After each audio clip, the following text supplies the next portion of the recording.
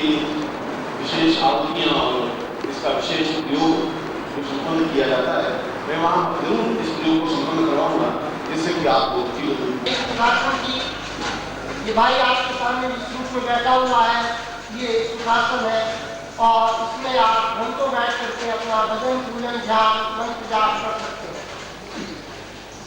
दूसरा जो महत्वपूर्ण आसन है वो है पद्मासन। पद्मासन में हम एक पैर को दूसरे पैर की जांघ पर रखते हैं और इस प्रकार से दोनों जांघों पर दोनों पैर रख करके जो बैठने की स्थिति है, जो सामने आपके भाई बैठा हुआ है, इस प्रकार से हाथों की स्थिति वही रहेगी, केवल पैरों की स्थिति में अंतर आएगा और इसमें आपका मेरुदंड स्वतः सीधा होता है, वक्षस्थल अपने आप उभरा हुआ रहता है और इस स्थिति को आपका पद्मासन की स्थिति कहा जाता है।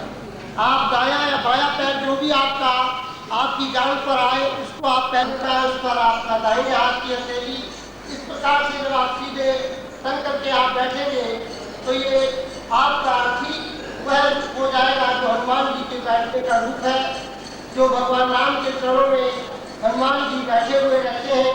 तो यह वीरासन है, आपके अंदर स्वतः ही वीरता का भाव आता है। इस आसन में बैठने पर हमने वो साधनाएं या उस प्रकार का मंत्र जाप करना होता है जो कि हमारी मुख्य साधनाएं हैं या जो विरोधिक साधनाएं हैं या जिन साधनाओं के माध्यम से हम अपना विशेष प्रयोग करना चाहते हैं। तो इस आसन में आप बैठेंगे और हुंकार ध्वनि जो है ये इसी वीरासन में ही की जाती है। हुंकार ध्वनि हमेशा वीरासन में ही की जाती है और इस वीरासन में आपको निश्चित रूप से स्वतः ओज तेजस्विता आपको प्राप्त होती है, क्योंकि कल आपने देखा कि 1 मिनट की हुंकार ध्वनि में आपका चेहरा तमतमा गया, आपका रोम रोम जो है कंपित हुआ और इस प्रकार से आपका बाह्य स्वास्थ्य, बाह्य शरीर और अंतर शरीर दोनों, आंतरिक रूप से और बाह्य रूप से दोनों प्रकार से आपको विशेष लाभ प्राप्त होता है। तो ये वीरासन हुआ। इसी के साथ ही वज्रासन है। वज्रासन में आप दोनों पैरों को मोड़ लेंगे और दोनों पैरों की एड़ी पर आप बैठ जाएंगे। दोनों पैरों की एड़ी पर बैठने पर दोनों हथेलियां दोनों घुटने हैं जो कि आप नित्य अपने सूर्य नमस्कार में करते हैं। ये भाई करके बता रहा है।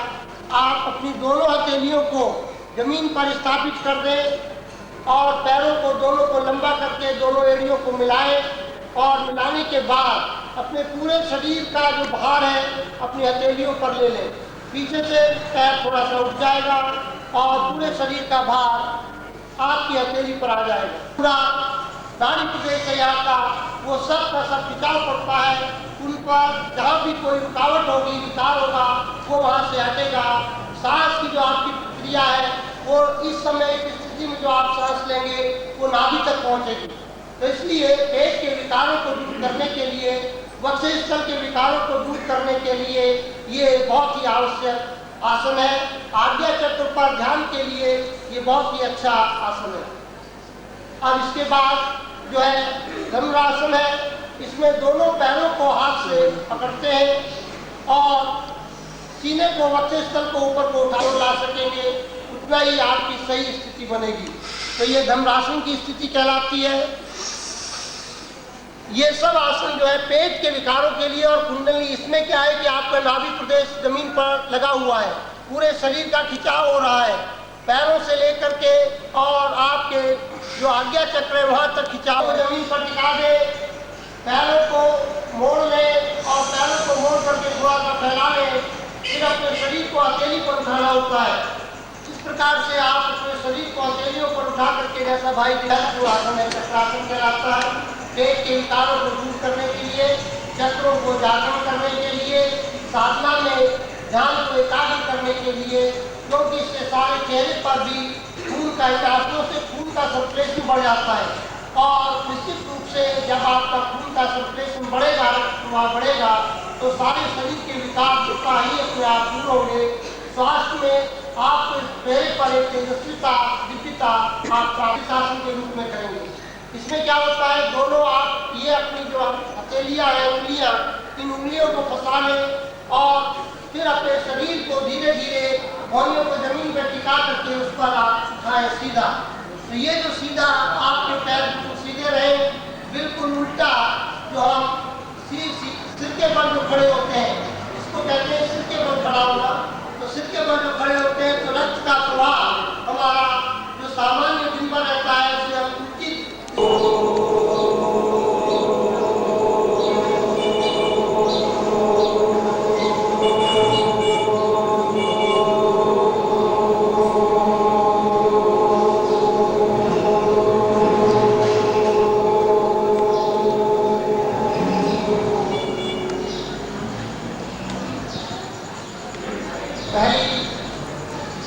के भाव है उन्हें व्यक्त करते समय चाहे हम होठों से बोले या नहीं, लेकिन हमारा चेहरा, हमारी क्रियाएं, हमारे हाव भाव जिस रूप में उसे व्यक्त करते हैं वह इसकी मुद्रा कहलाती है। अब मुद्रा साधक के लिए क्यों आवश्यक है? साधना आप किसी गुरु की करें अथवा अपने इष्ट की करें अथवा किसी देवी देवता की करें, हम उसके सामने उस अपने भाव को व्यक्त करने की जो हमारी शैली है, हम उसे एक विशेष मुद्रा के माध्यम से प्रदर्शित करते हैं अपने इष्ट को, अपने गुरु को कि हे गुरुदेव, हम अपने हृदय के भावों को, जैसे उदाहरण के लिए यदि हम अपने किसी भी सम्मानीय व्यक्ति को अथवा गुरु को प्रणाम करते हैं तो उसकी एक विशेष मुद्रा होती है। हम अपनी 10 उंगलियों को 10 इंद्रियों की प्रतीक हृदय पर स्थापित करते हैं और थोड़ा सा गर्दन झुका करके नमन करते हैं। तो ये हमारी सम्मान सूचक, अभिनंदन सूचक मुद्रा है। तो इसी प्रकार से देवताओं को भी हम अपने आसन पर पूजा से, मंत्र जाप से, साधना से पहले उसको अपने हृदय के भाव व्यक्त करने के लिए मुद्रा प्रदर्शित करते हैं। तो मुद्रा के 2 भाग होते हैं, एक तो मुद्रा का प्रदर्शन भाग, दूसरा मुद्रा का प्रणिपात भाग। प्रणिपात भाग क्या है? प्रणिपात भाग वह भाग है जिसके माध्यम से हम हृदय की भावना उसको मौन रूप से व्यक्त करते हैं, और प्रदर्शन भाग वह है जो हम हाथ की क्रियाओं के माध्यम से हम विन्यास से प्रदर्शित करते हैं, दिखाते हैं। तो ये मुद्रा के 2 भाग हैं। अब मैं प्रारंभ कर रहा हूँ इसलिए कि प्रदर्शन भाग से इसको हमने बताया कि मैं इस स्थिति में हूँ। भावना प्रणिपात भाव से हमने स्पष्ट किया अपने इष्ट देवी देवता को कि मैं यह पूर्ण समर्पण भाव से यह अपना भाव व्यक्त कर रहा हूँ। तो दोनों स्थिति स्पष्ट हो जानी चाहिए। अब हम कौन सी मुद्रा से प्रारंभ करें? मंत्र जाप से पूर्व सबसे पहले आवाहन होता है। हम अपने किसी अतिथि को पहले आमंत्रित करते हैं, फिर उसके बाद उसका अभिनंदन करते हैं, फिर उसके बाद उसको आसन देते हैं, फिर उसके बाद संस्कार करते हैं। तो इसी प्रकार से किसी भी देवी देवता को जब हम उसकी साधना करते हैं तो सबसे पहले उसका आह्वान करते हैं, फिर आह्वान करने के बाद उसका अभिनंदन करते हैं, फिर अपने पत्र पुष्प श्रद्धा सुमन भेंट करते हैं, फिर अपनी मनोकामना व्यक्त करते हैं। तो ठीक वही रूप यहाँ पर है। अब हम किस प्रकार से आह्वान करें अपने गुरु का, किस प्रकार से आह्वान करें अपने इष्ट का। ये हमारा अंगूठा है, ये हाथ मुद्राएं केवल आपकी कलाई से लेकर के और उंगलियों तक के भाग से ही प्रदर्शन है।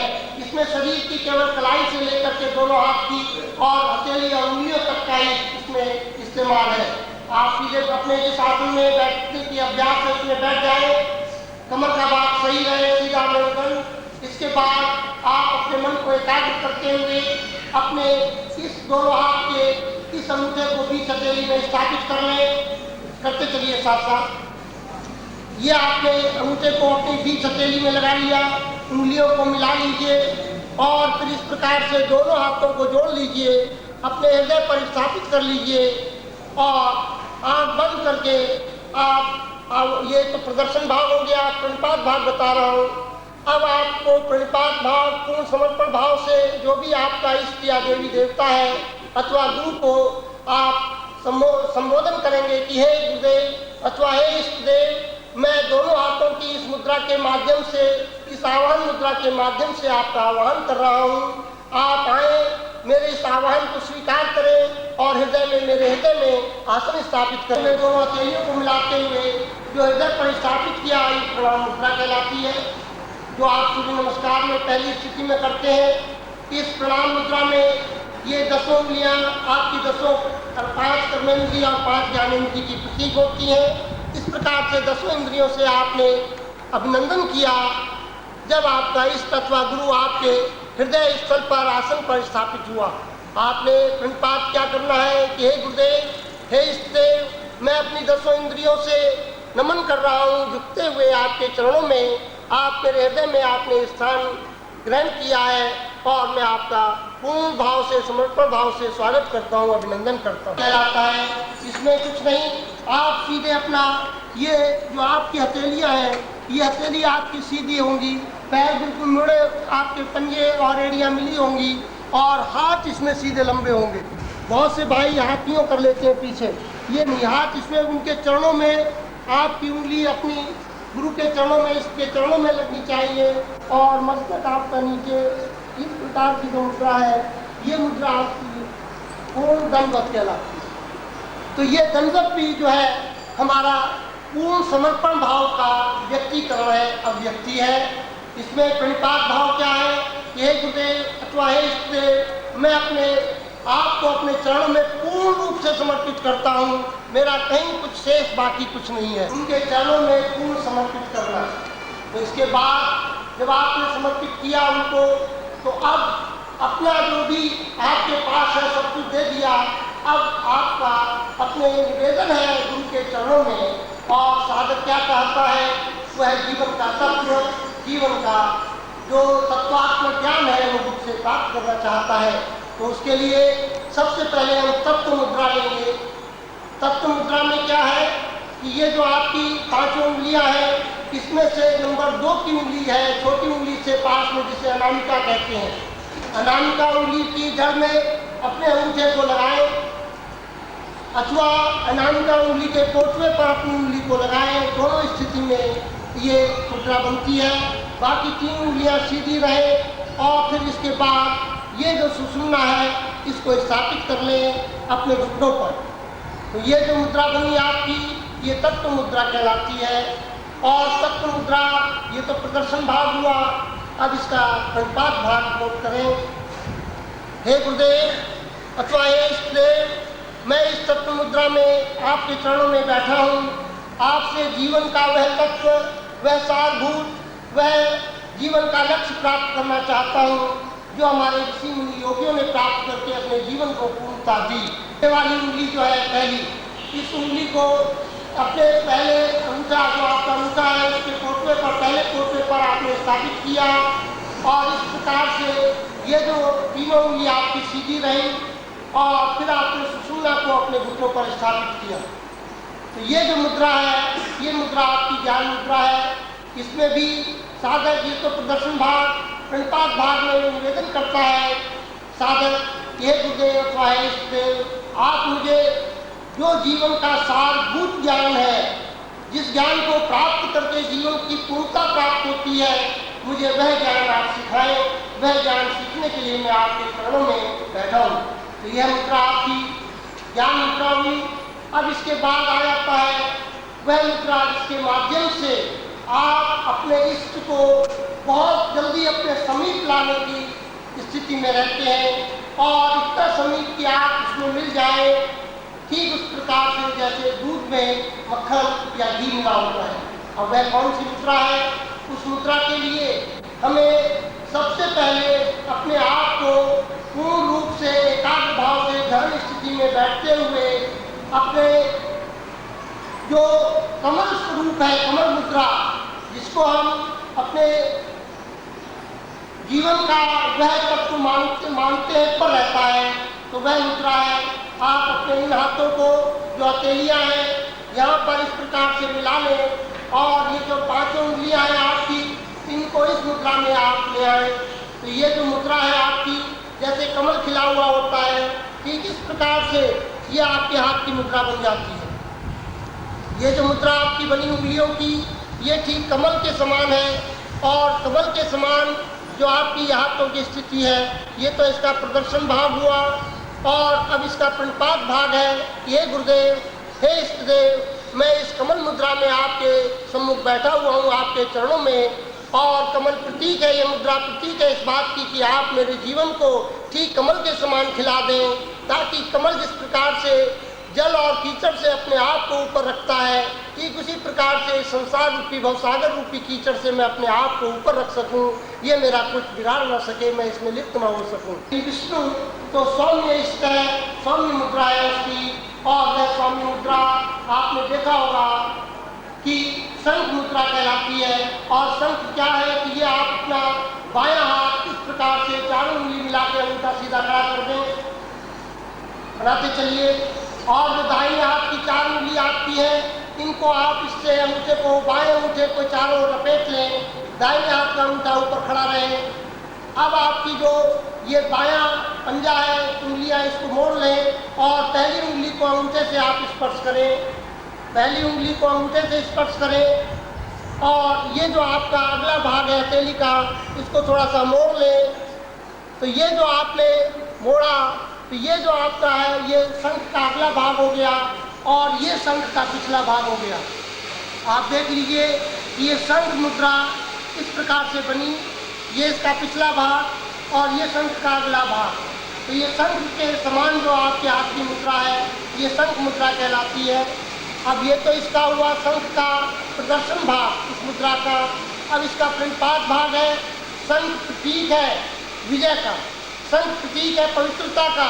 आप मंदिर में प्रवेश करते हैं, आरती के समय शंख नाद करते हैं, युद्ध में शंख बजाया जाता है, ताकि ये विजय का प्रतीक है। हम साधक के नाते प्रभु के चरणों में इस मुद्रा को बना करके ये बताना चाहते हैं कि हे प्रभु, हे गुरुदेव, आप इस मुद्रा को प्रदर्शित कर रहा हूँ, मेरा प्रणिपात भाव है कि आप मुझे इसके समान जीवन में पूर्ण सफलता और पूर्ण विजय प्रदान करें। अपने शत्रु को चेतावनी देने के लिए है कि आप शत्रु को इस मुद्रा के माध्यम से बताना चाहते हैं कि मैं देवी दुर्गा अथवा महाकाली का उपासक हूँ, और खड्ग मुद्रा के माध्यम से मैं वह शक्ति प्राप्त करना चाहता हूँ देवी की, जिसके माध्यम से शत्रु संहार हो सके, शत्रु मेरा कुछ न बिगाड़ सके। इसलिए जब भी आप दुर्गा की या काली की या कोई भी शत्रु को नीचा दिखाने की या शत्रु से मुक्ति पाने की जब भी साधना करें, तो इस मुद्रा का प्रदर्शन करें। और इस मुद्रा का प्रणिपात भाग है कि हे गुरुदेव, हे इष्टदेव, आप मुझे इस मुद्रा के माध्यम से वह शक्ति दें, ताकि मैं अपने शत्रु को चैलेंज दे सकूं, चेतावनी दे सकूं। ये चेतावनी की स्थिति है। तो पहली स्थिति चेतावनी की हुई। किसी को जब हम इस रूप में ले लेते हैं, तब ये संहार की मुद्रा बन जाती है। यदि हमारी चेतावनी से शत्रु भयभीत नहीं होता और फिर भी हमें नुकसान पहुंचाता है, तो इस मुद्रा को हम प्रदर्शित करते हैं और आह्वान करते हैं देवी देवता का कि हमें वह शक्ति प्रदान करे कि इस मुद्रा के माध्यम से शत्रु की गर्दन काटी जा सके, शत्रु का संहार किया जा सके। ये मुद्रा के लिए आप अपने इस अंगूठे को, ये जो आपका अंगूठा है, इस अंगूठे को जब आप इस प्रकार से, ये देखिए बायां अंगूठा लीजिए और बाएं अंगूठे को, ये जो आपकी हथेली है, इस हथेली से ऊपर बाएं अंगूठे को रख लीजिए, और ये जो आपकी ये उंगलियां हैं, एक दूसरे के ऊपर चारों उंगली स्थापित हो जाएंगी, और ये अंगूठा आपका सीधा खड़ा रहेगा। आप बाएं हाथ से बना सकते हैं, दाहिने हाथ से बना सकते हैं। तो ये मुद्रा जो है, ये लिंग मुद्रा कहलाती है। दाहिने हाथ से आप बनाएंगे तो ये उंगली आपकी इस पर स्थापित हो जाएंगी, और ये रूप इसका आएगा, यानी अंगूठा आपका बिल्कुल सीधा रहे। तो ये जो मुद्रा होती है, ये आपकी ये लिंग मुद्रा बन जाती है। तो ये लिंग मुद्रा कहलाती है। ये शिव साधना के रूप में जब आप शिव की उपासना कर रहे हो, तो इस मुद्रा का प्रदर्शन करते हैं और इससे प्रणिपात भाव देते हैं कि हे प्रभु, हे ईश्वर, हे शिव शंकर, आप मुझे मेरे जीवन में अपनी इस शक्ति को प्रदान करें, ताकि मैं सृष्टि में अपने आप को आपके समान शक्तिशाली बनाता हुआ कल्याणकारी रूप प्राप्त कर सकूं। उंगलियों को आपस में गूंथ लें, पहली उंगली को मिला लें, और जो आपका अंगूठा है, ये अंगूठा आपके दोनों अंदर मुड़ जाए, और ये जो मुद्रा आपकी बनती है, ये मुद्रा आपकी योनि मुद्रा कहलाती है। सद्गुरुदेव डॉक्टर नारायण दत्त श्रीमाली जी के दुर्लभ वीडियोस, पुस्तक, पत्रिका एवं साधना की निःशुल्क दीक्षा प्राप्त करने के लिए नीचे लिखे हुए नंबर पर वीरल पटेल जी को व्हाट्सएप पे अपना नाम और अपने शहर का नाम लिखकर भेजें। धन्यवाद।